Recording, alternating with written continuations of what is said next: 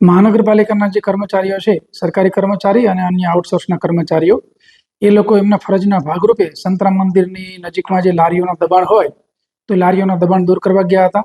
એ દરમિયાન આ જે ખોટા દબાણ કરેલા જે લારીવાળા હતા એ પૈકીના 3 લોકોએ, જે સરકારી કર્મચારી અને આઉટસોર્સના કર્મચારી છે, એ લોકો જોડે મારામારી કરેલી, ગાળાગાળી કરેલી અને ધમકી આપેલી.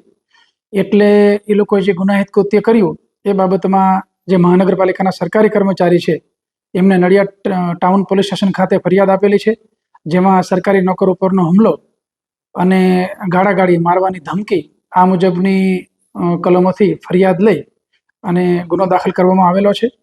અને જે 3 વ્યક્તિઓ છે એ 3 વ્યક્તિની વિરુદ્ધમાં હવે આગળની કાયદેસર કાર્યવાહી કરવામાં આવશે. ગઈકાલે જે દબાણ વિભાગ સાથે જે માથાકૂટ થઈ, શું ત્યાંથી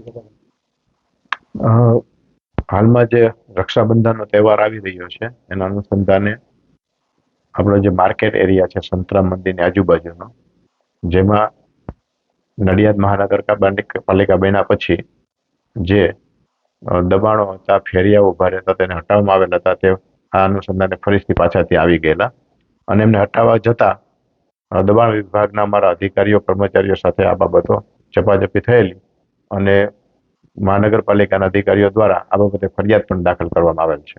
એ અત્યારના તપાસ ચાલે છે પોલીસની, એમાં જે નિર્ણય થશે તે ફાઇનલ થશે. પણ જ્યારે વરસાદની સિઝન હોય અને એવા સમયે જ્યારે આ કામગીરી ચાલતી હોય, ગ્રાઉન્ડ લેવલે કામગીરી ચાલતી હોય, તો તેની અનુકૂળતા મુજબ એ લોકો કામ કરતા હોય છે. શહેરના કયા વિસ્તારમાં દબાણો છે? આપણે અત્યારના હાલમાં તો મેઇન રોડ જે છે, ખાસ તો શાક માર્કેટ જે છે, આપણી દાંડી માર્ગની સંતરામ મંદિર છે, એની પર વધારે કોન્સન્ટ્રેટ કરીએ છીએ. સાહેબ, કેટલા લોકો વિરુદ્ધ ફરિયાદ નોંધાઈ છે? એ દબાણ અધિકારી અને પોલીસ અધિકારીનો વિષય છે, એમની પાસેથી વધારે વિગતો મળશે તમને. My school is one such future-ready school where I understand each and every concept taught in the class and don't rote learn, where teachers don't just use books and blackboard to teach but use new ways of teaching and learning like audiovisual learning, activity-based learning and group activities, which enhances my conceptual understanding.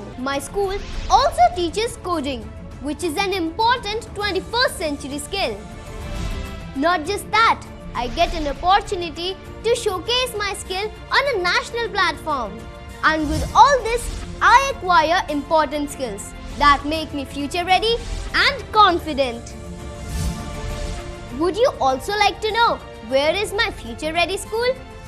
Visit now and see for yourself.